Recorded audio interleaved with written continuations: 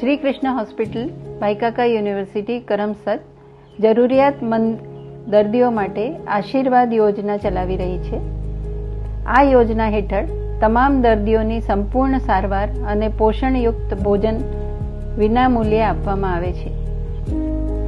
અહીં સગર્ભા સ્ત્રીઓ અને બાળકોને પૂરતું પોષણ અને સાત્વિક આહાર મળી શકે અને સ્વસ્થ સમાજનું નિર્માણ થાય તેવી આશાથી વાત્સલ્ય પ્રોજેક્ટ શરૂ કરવામાં આવ્યો છે. Doctor Shivani Bhatt charitable foundation SBCF એ અમારી વહાલી દીકરી ડૉક્ટર શિવાનીની યાદમાં તેની સ્થાપના થઈ છે. શિવાનીનું સ્વપ્ન હતું કે ભારત દેશનો કોઈ પણ બાળક હેલ્થ અને એજ્યુકેશનથી વંચિત રહેવો ના જોઈએ. એટલે SBCF હેલ્થ અને એજ્યુકેશન માટે ઘણા બધા પ્રોજેક્ટ પર કામ કરી રહ્યું છે. SBCF અંતર્ગત અમે એક નવો પ્રોજેક્ટ આગળ કર્યો છે જેનું નામ છે વાત્સલ્ય. તેમાં મમતાની મીઠાશ ભળેલી છે. આ પ્રોજેક્ટ દ્વારા અમે સગર્ભા સ્ત્રીઓ અને બાળકો તેને દૈનિક ધોરણે પોષણયુક્ત આહાર મળે તે માટેનો અમારો આ નાનકડો પ્રયત્ન છે.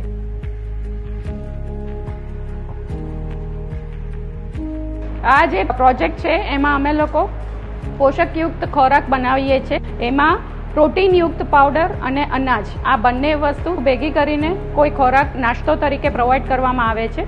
જે અમે ગણતરી દરમિયાન કરી જોઈએ તો લગભગ 150 થી 300 કેલરી સુધી આપીએ છીએ. 5 થી 9 ગ્રામ સુધીનું પ્રોટીન્સ આવે છે અને લગભગ એ કેલ્શિયમ અને આયર્ન યુક્ત ખોરાક હોય છે જે સગર્ભા સ્ત્રી માટે બહુ જરૂરી હોય છે. સગર્ભા સ્ત્રી વધારે ધ્યાન એટલે આપવામાં આવે છે કે first 1000 days are very important. એટલે પહેલાના 1000 દિવસ જે બહુ જ મહત્વના હોય છે તાકી જે સ્ત્રી પ્રેગ્નન્ટ હોય છે, સગર્ભા સ્ત્રી હોય છે, એ જો સ્વસ્થ રહેશે તો એ સ્વસ્થ બાળકને જન્મ આપે. એ બાળક જ્યારે આ સ્થિતિમાં ફરીથી આવે તો એ બાળક સ્વસ્થ રહે એ હેતુ રાખીને આ પ્રોડક્ટ અપનાવવામાં આવે છે.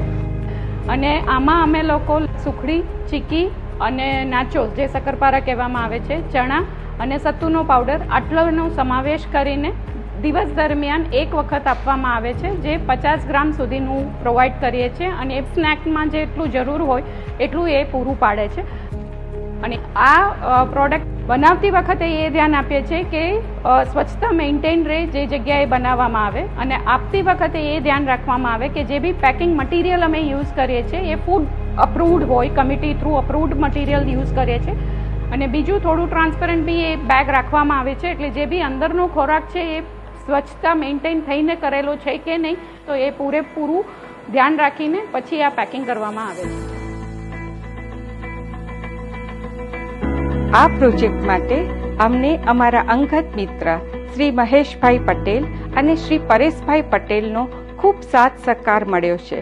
અને કરમસદ હોસ્પિટલ અને તેના સ્ટાફનો પણ અમને આ પ્રોજેક્ટમાં એટલો જ સહકાર મળેલો છે.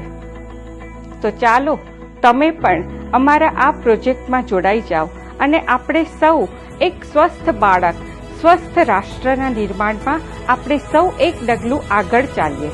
આભાર.